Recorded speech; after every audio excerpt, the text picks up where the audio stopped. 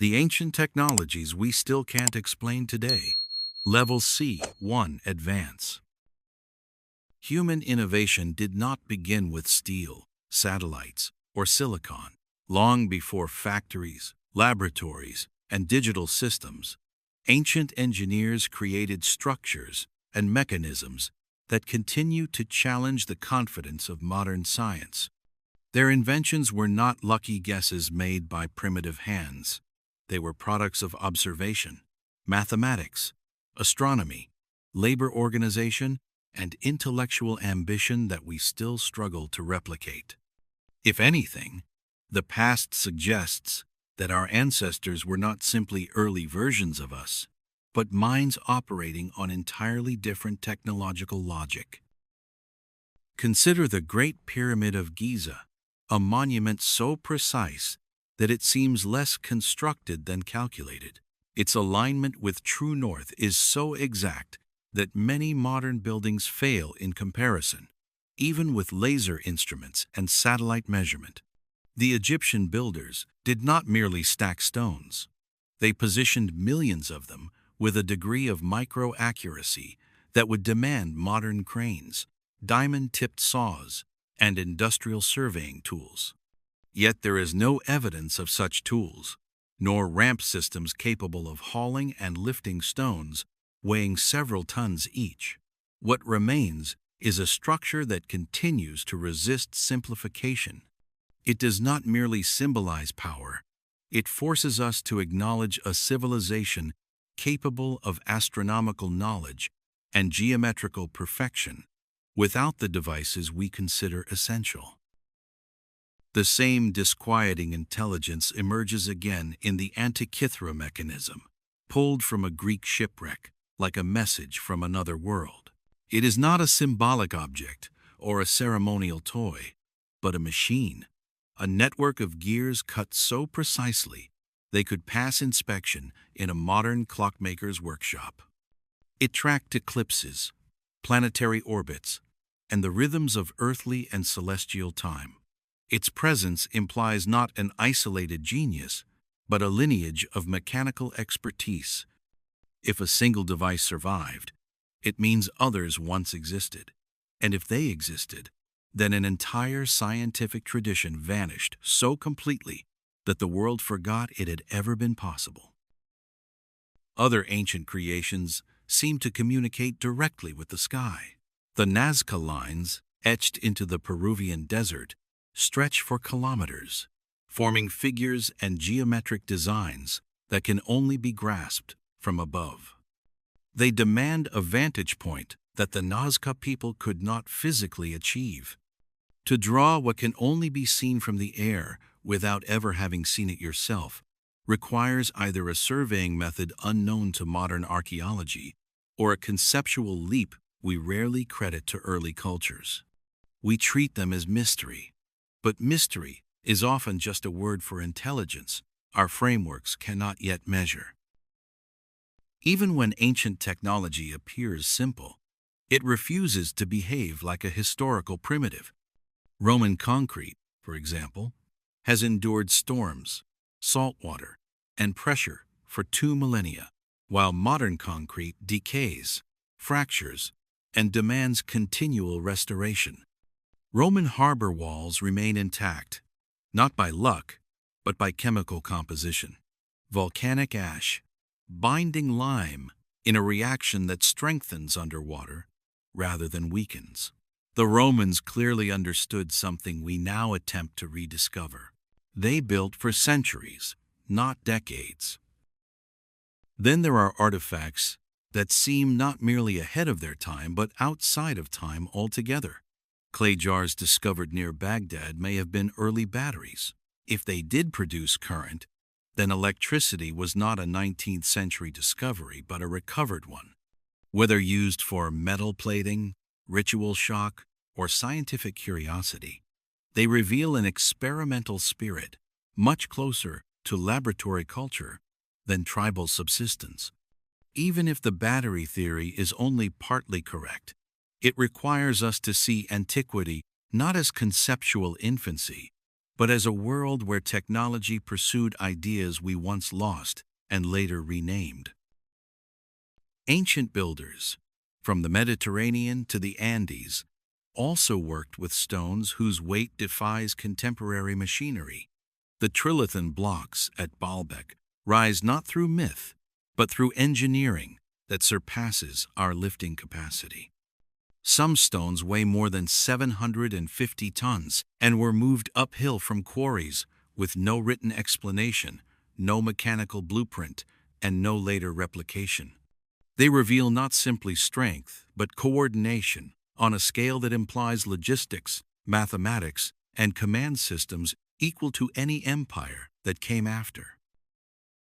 Precision becomes even more unsettling at Puma Punku in Bolivia, where stones are cut with edges so sharp and geometries so exact they resemble prefabricated industrial components.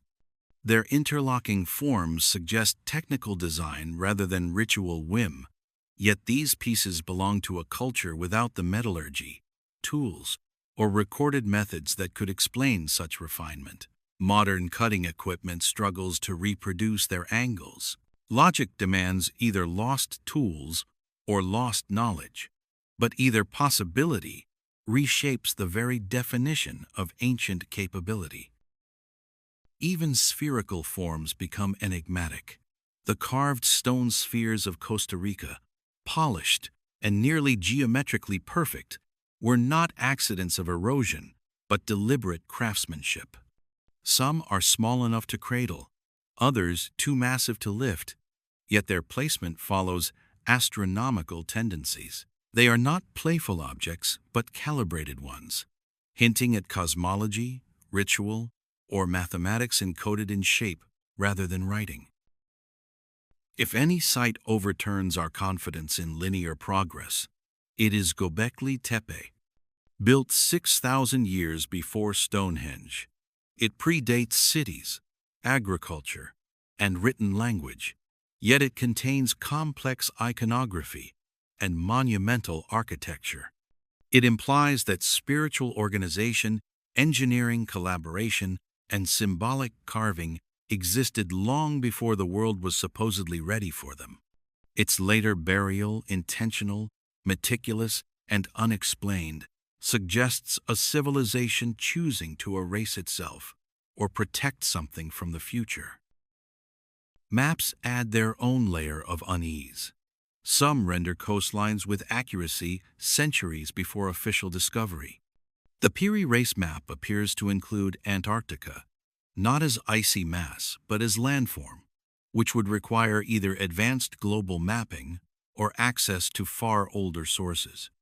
Whether accidental or archival, it challenges the idea that navigation evolved along a simple upward curve. The more closely we examine ancient technologies, the more uncomfortable the conclusion becomes. Human knowledge is not a straight ascent. It rises, collapses, adapts, and disappears. Entire engineering traditions vanish without residue. Devices like the Antikythera mechanism appear with sophistication, then leave no lineage. Pyramids rise in one continent as star calendars. Pyramids rise in another as ceremonial tombs. Cultures separated by oceans dream in similar geometry. What modern people call progress may simply be memory regained. What we call mystery may be evidence of forgotten mastery. Ancient technology resists the simplification that earlier humans were merely learning to reason. They were reasoning differently with materials, stars, stone, water, and time. In the second part, we explore not what they built, but what they preserved, and why so much brilliance vanished. We move from the artifacts themselves to the silence surrounding them, the missing tools, the destroyed libraries, the untransmitted techniques. If the ancient world was truly capable of such precision, the question shifts from how they achieved it to why we no longer can. If the first part confronted us with objects that should not exist, The second forces us to face what has disappeared. Ancient engineering did not fail. It dissolved. It did not lack sophistication. It lacked continuity. Knowledge does not vanish because it is inferior, but because it is fragile.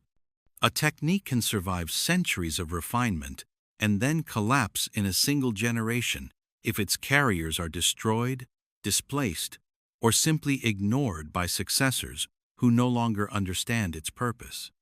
Progress, as we like to imagine it, is not a staircase but a wheel, and history turns it without sentiment. Entire traditions of construction, astronomy, and mechanical design appear in the record fully formed, then evaporate.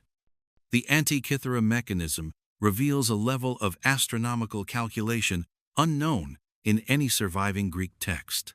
Roman concrete appears at its apex, unmatched by later imperial formulas. The builders of Baalbek do not leave transitional phases of experimentation. They leave perfection. These achievements have no visible evolution and no gradual decline. They emerge, they astonish, and then they disappear. This is not technological ascent, but technological amnesia. Archaeology, despite its precision, works with ruins of thought rather than thought itself. What we recover are bones, not bodies. Stone survives because it is indifferent to climate, conquest, and memory. But the techniques that shaped it, ratios, tools, rituals, apprenticeship lines, do not fossilize. They require culture as a host. Once that host dissolves, knowledge leaves no skeleton. We know how the pyramids look, but not how they were coordinated. We can measure Gobekli Tepe's pillars, but not the mythic or mathematical system that required them to be buried. We can replicate the Antikythera mechanism's gearwork in a laboratory, but not the intellectual lineage that made such gearwork logical rather than miraculous. When invasion, plague, or iconoclasm strikes, knowledge does not merely halt, it erases itself. A master stonecutter dies in war before teaching his apprentices. A priesthood is replaced, and its cosmological calendars become forbidden. A maritime culture collapses, and its star navigation becomes folklore rather than science. Libraries burn, but even if their books survive, the languages that decode them may not.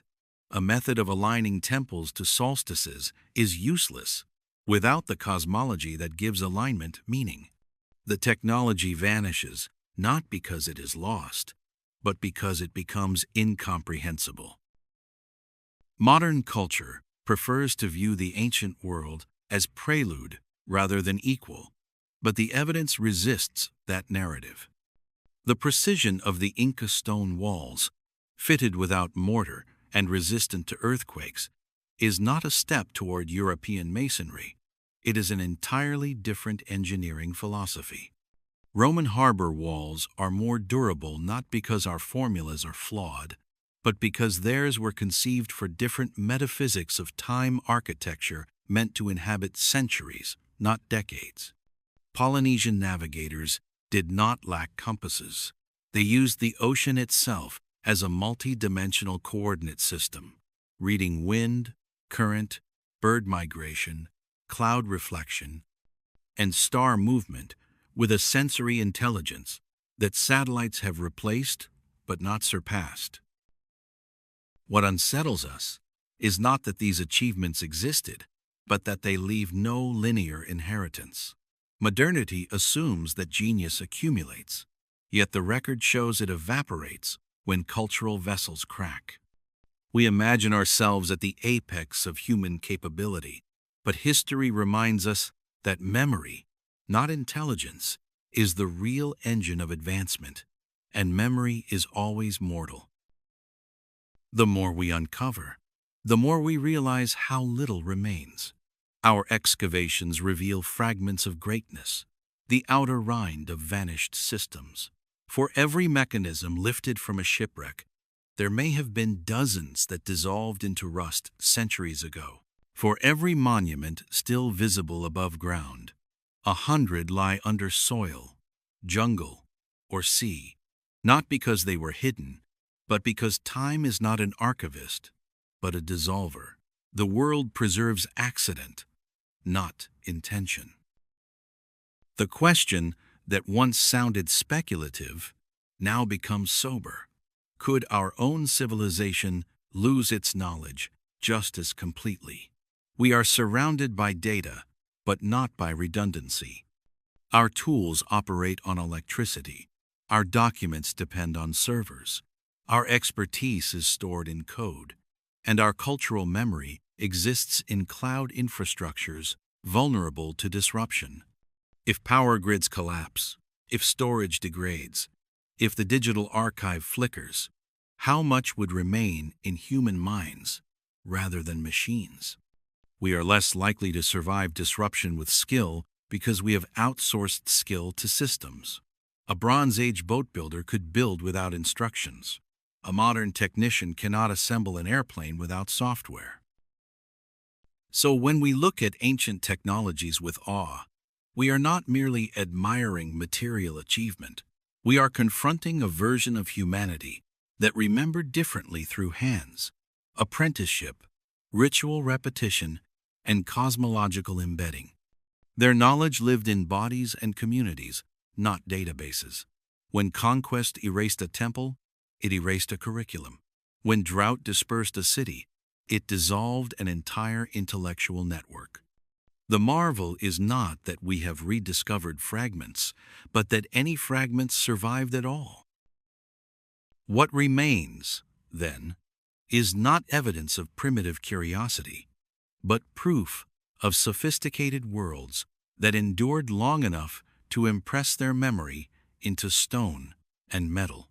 We inherit their results without inheriting their reasoning. The ancient world is not unfinished, it is untranslated.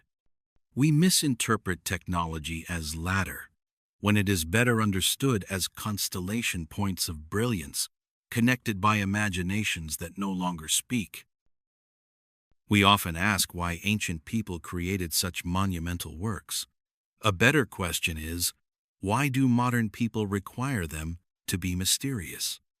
If we accept that earlier civilizations matched or exceeded ours in certain domains, then progress ceases to be guaranteed. Our confidence in technological inevitability collapses. History becomes not destiny, but rhythm, knowledge rising and falling like a tide. The greatest secret of ancient technology is not how it operated, but how easily it vanished. It reminds us that human thought is not cumulative, but cyclical.